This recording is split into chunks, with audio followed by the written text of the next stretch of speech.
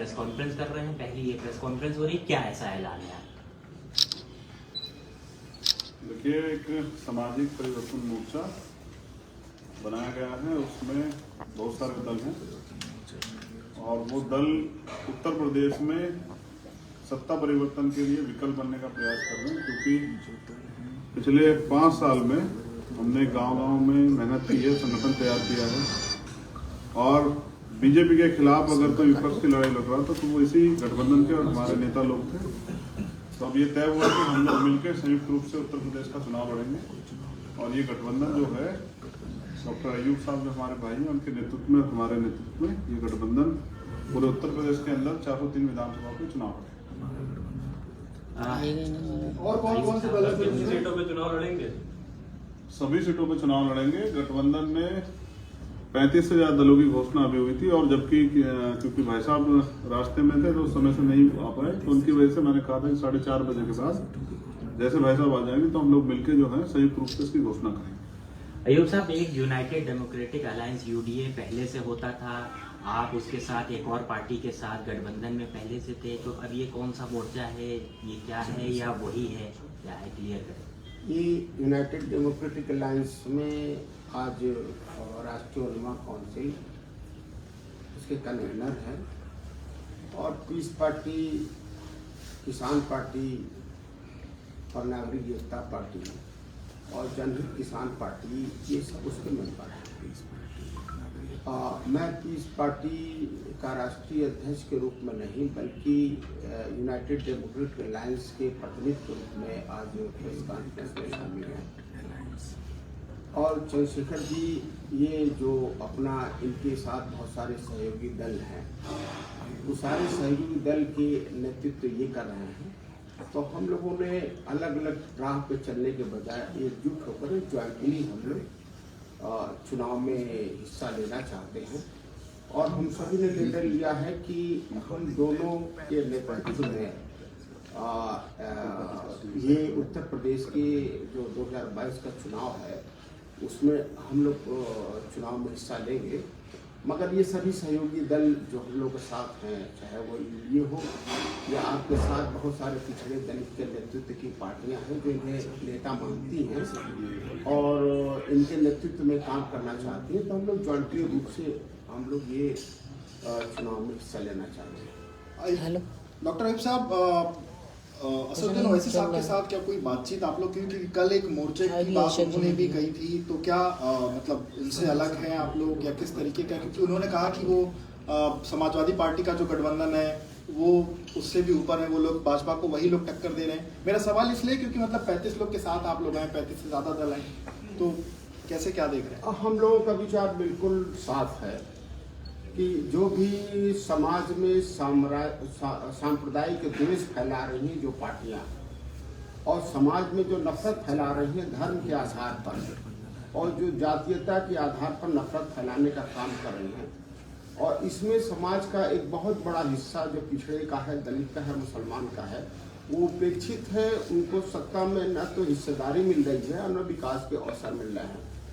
जो भी पार्टियां सत्ता में आ रही हैं वो अपने कुछ लोगों को ही फायदा पहुंचा रही हैं, मगर संविधान का जो दायित्व है वो निर्वाह नहीं कर रही सरकार में आने के बाद।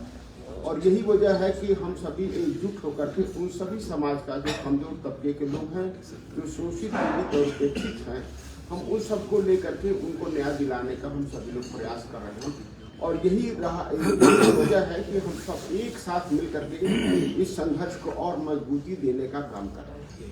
कल जब ओवैसी साहब की प्रेस कॉन्फ्रेंस हुई, उन्होंने कहा कि एक दलित समाज से, एक ओबीसी समाज से मुख्यमंत्री होगा और 3 डिप्टी सीएम होंगे जिसमें से एक मुसलमान होगा। आपका गठबंधन क्या कहता है? हमारा गठबंधन बिल्कुल साफ विचार है कि जो समाज में सत्ता में हिस्सेदारी नहीं मिल पाई है, हम उसे समाज में सत्ता में हिस्सेदारी दे रहे हैं और ईमानदारी के साथ समाज के सभी वर्गों का ताकि विकास हो सके।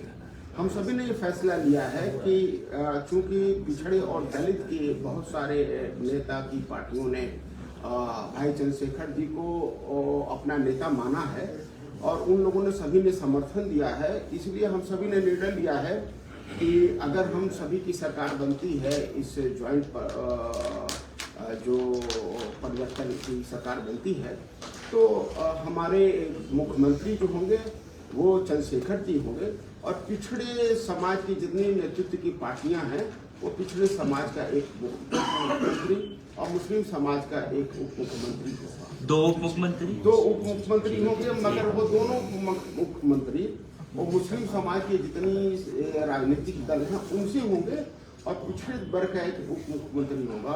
जो पिछड़े दल के सभी दल हैं जो साथ ही हम लोग के हैं उनके नेतृत्व से एक उप मुख्यमंत्री होगा। जरूरत पड़ने पे किसी को बड़ी पार्टी को समर्थन देंगे आप? यदि सरकार बनती है तो चुनाव के बाद हम लोग सभी निर्णय लेंगे कि जो हम सभी के एजेंडे पर काम करते हैं मानते हैं और जो सबका न्याय देने के भरोसा बनाते हैं हम उनके साथ सहयोग करके हम सरकार बनाने का प्रयास करेंगे। प्राथमिकता किस पार्टी को देंगे? प्राथमिकता अपनी पार्टी को है कि हम लोग अब मिल करके अपनी सरकार बनाएंगे। आज कुल मिला के कितने दल और साथ में आए? एक चंद्रशेखर आजाद साहब तो बैठे साथ में। ये तो दलों का एक समूह है ना, बहुत सारे दलों के एक नेता हैं, सभी ने मिल करके कल भी और उसके पहले भी बहुत सारे दलों ने अनगिनत दलों ने इनको अपना नेता माना है। पिछड़े समाज के और दलित समाज की बहुत सारी सियासी पार्टियों ने राजनीतिक दलों ने इन्हें अपना नेता माना है, सर्वसम्मत से अपना नेता माना है। तो उनके हितों का रक्षा करना, उन्हें बराबर सम्मान देना वो आपका दायित्व है और हम सभी के साथ है।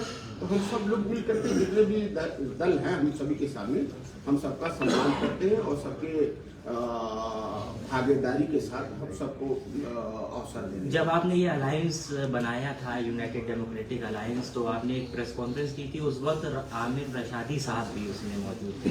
आज वो चेहरा नहीं दिख रहा है ना, फिर वही हमने आप बताया ना, आमिर रशादी साहब यूनाइटेड डेमोक्रेटिक अलायंस के कन्वीनर हैं और यूनाइटेड डेमोक्रेटिक अलायंस का मैं प्रतिनिधि हूँ।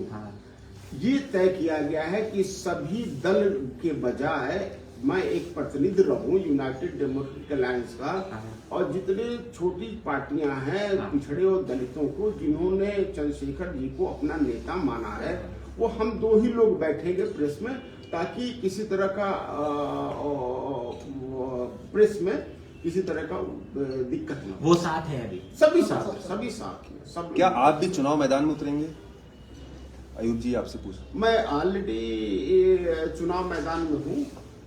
संत कबीर नगर के खिलाबाद से मैं पहले भी विधायक 2012 से 17 तक रह चुका हूँ और फिर उसी विधानसभा से मैं प्रयासरत हूँ। इनको चुनाव लड़ाने के लिए मैं खुद वहाँ उपस्थित रहूंगा। मेरी और इनकी विधानसभा बहुत नजदीक है। ये वहाँ है सर 20 किलोमीटर की दूरी है। गोरखपुर जाने का कारण क्या है? हम मिलके जो है हम बताएंगे कि किस तरह से जो है शोषित वंचित समाज के लोगों की आवाजों को उठाया जाता है, क्योंकि अब तक सभी दलों का अवसर मिला, उन्होंने सिर्फ ठगने का काम किया है और अब हम लड़ने वाले लोग मिलके राजनीतिक शक्ति बनाएंगे और उसके जरिए जो है शोषित वंचित जो पिछड़े दलित अल्पसंख्यक जो लोग हैं उनके हितों की रक्षा करें। धन्यवाद। मुख्य मुकाबला किससे मान रहे हैं अपना, किस पार्टी से खासतौर से? हमारा मुकाबला अपने साथियों से और खुद से है, क्योंकि हम खुद को तैयार कर रहे हैं, क्योंकि ये लोकतंत्र है। इस लोकतंत्र में आपको कोई अवसर नहीं देगा, आपको अपने लिए अवसर खुद तलाश करने पड़ेंगे। हमने मेहनत की है 5 साल और हम अयूब साहब यहाँ बैठे हुए हैं, वो तो पहले से विधानसभा में भी रहे हैं। उन्होंने अपने आंदोलन के जरिए बहुजन समाज के हितों की रक्षा की है। तो इसलिए जो है मैं चाहता हूँ कि और अच्छे लोग जो है आगे बढ़ के इस आंदोलन से जाएं और वहां जाके उनकी कमजोरों की आवाज दें। यूपी की जनता को क्या देने वाले हैं अगर इस गठबंधन की सरकार बनती? एक संयुक्त मैनिफेस्टो जारी करेंगे सब लोगों के मुद्दों को लेके। अभी तो एक जो मुझे महसूस होता है कि हाशिए पे रह गए लोगों को अब अपना दल मिलेगा, अपना विकल्प मिलेगा और उनकी दल के जरिए उनकी बात जो है वो सदन तक जाएगी और सदन के पटल से उनके लिए नीतियां बनेगी।